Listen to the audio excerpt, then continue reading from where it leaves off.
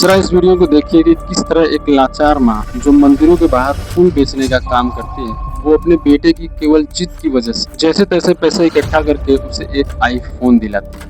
अच्छा, तो इतने सारे पैसे लेकर आए हो तो किस लिए लेकर आए हो फोन? हम आईफोन खरीदने के लिए आईफोन खरीदने के लिए क्या हो? अच्छा, ये पैसा मम्मी मम्मी दी है या आप सच बता रहे हो मंदिर से बेच के खरीदे हो? दुकान पर का है, दुकान हमारा का है। ये सच बोल रहा है? इसको पैसा आप दी है या आप हाँ, हम बाबू दिए इसको पैसा आप दिए? तो ये कह रहे हैं कि मंदिर में फूल बेचते हैं, ये सच बात है? फूल पत्ती हम बेचीला भैया, ये खाली हमसे 3 दिन से खाना ना खाता हूँ। अच्छा, ये खाना नहीं खा रहे? आईफोन के लिए खाना नहीं खा रहे? नहीं, तो आप इनको आईफोन दिला रही हैं, आप खुश हैं? कितना खुश है, बाकी इतना पैसा हमके लिया के दिया इतना आप इस वीडियो में देख सकते हैं कि उसकी माँ काफी ज्यादा दुखी है, तो वहीं दूसरी तरफ बेटा इस तरह खुश है कि मानो कोई जंग जीत लिया। जरा सोचिए कि जिस घर में महीनों का राशन बड़ी मुश्किल से आता हो और जिस घर का पिता दिन रात कड़ी मेहनत करके बड़ी मुश्किल से महीने का मात्र 15,000 रुपए कमा रहा है, और उसी घर का एक कॉलेज जाने वाला लड़का अपने हाथ में 1.5 लाख का आईफोन लेकर घूम रहा हो। और दोस्तों, ये कोई नई बात नहीं है, ये भारत के लाखों घरों की लगभग यही कहानी। अब दोस्तों, सवाल ये उठता है कि क्या ये कोई भारत की तरक्की है या फिर ये एक बीमारी है जो भारत के युवाओं के भविष्य को दीमक की तरह खा रही है। आज आप दिल्ली के झुग्गी झोपड़ियों से लेकर गांव की गलियों तक चले जाएंगे तो वहां पर आपको हर तीसरे लड़के के हाथ में आईफोन जरूर देखने को मिलेगा। लेकिन कहानी में ट्विस्ट तब आता है जब फोन में बैंक के EMI का मैसेज आता है, तो यहाँ से असली डिप्रेशन का खेल शुरू होता है। और आज के इस वीडियो में हम सिर्फ बात ही नहीं बल्कि बात करेंगे उस ठोस डेटा की और RBI के नए नियमों की, जो हाल ही में RBI ने नए नियम लागू किए हैं। इसके अलावा आपको ये भी बताएंगे कि किस तरह एक नकली दिखावे ने भारत के लाखों घरों को कर्ज के दलदल में ढकेल दिया है। कभी आईफोन देखा है? नहीं देखा होगा ना? चलाए हो? नहीं चलाए होगे ना?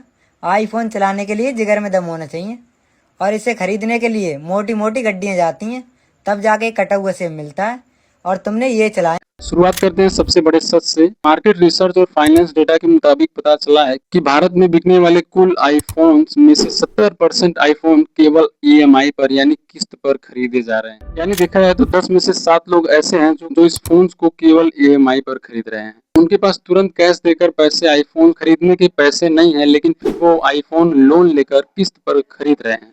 क्यों? क्योंकि दिखाने के लिए।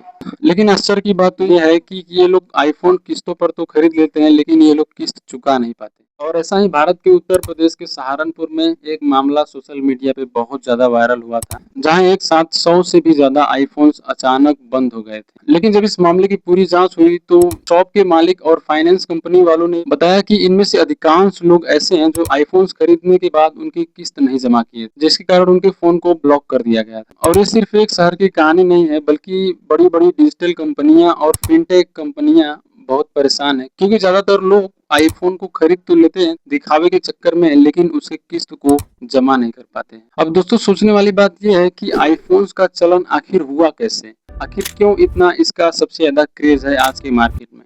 तो इसके 2 कारण हैं। क्योंकि आज का युवा जब इंस्टाग्राम रील पर अपने उम्र के किसी लड़के को आईफोन के साथ देखता है तो उसके दिमाग में एक डर बैठ जाता है, और वो सोचने लगता है कि अगर मेरे पास आईफोन नहीं हुआ तो मैं दोस्तों से काफी पीछे छूट जाऊं। और इसी बीमारी को मनोवैज्ञानिक ने फोमो यानी फियर ऑफ मिसिंग आउट का नाम दिया है। और दूसरा कारण है फिनटेक ऐप का खतरनाक जाल।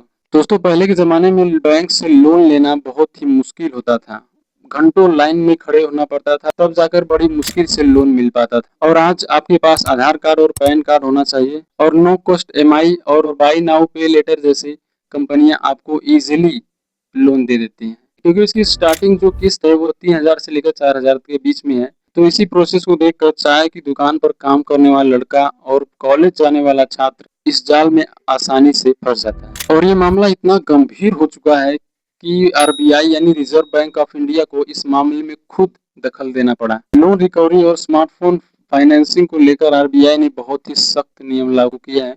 उसने ये किया है कि अगर आप अपने फोन की किस्त को टाइम पर नहीं चुका पाते हैं तो आपके फोन को पूरी तरह ब्लॉक कर दिया जाएगा।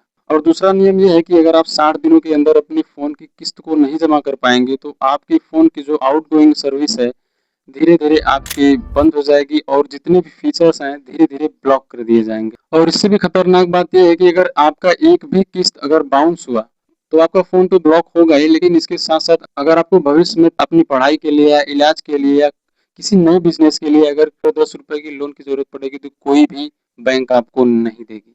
यानी यहाँ पर आपको देखिए कि आरबीआई कितने सख्त नियम लागू किया है, इससे आपके भविष्य में बहुत बुरा असर पड़ेगा। और दोस्तों अंत में समझने वाली बात ये है कि एप्पल आईफोन जो है एक प्रीमियम ब्रांड है, वो अपने प्रोडक्ट जो है अमीरों को सेल करने के लिए मार्केटिंग करती है, लेकिन वही तरफ इंडिया का मिडिल क्लास लोग इसमें अपने आप को जबरदस्ती घुसाने की कोशिश करते हैं और वही उनकी सबसे बड़ी गलती होती है। दोस्तों आपको याद होगा कि एक पुरानी और बहुत ही मशहूर कहावत है, जितनी लंबी चादर होनी चाहिए उतना ही पैर पसारना चाहिए। कहने का मतलब है कि अगर आपका बजट 15,000 रुपए का है तो आप 15,000 रुपए में बहुत ही अच्छा से अच्छा एंड्रॉइड फोन मार्केट से खरीद सकते हैं, क्योंकि मार्केट में 15,000 तक बहुत ही अच्छे से अच्छे एंड्रॉइड फोन मिल रहे हैं, तो आप उसको आसानी से ले सकते हैं।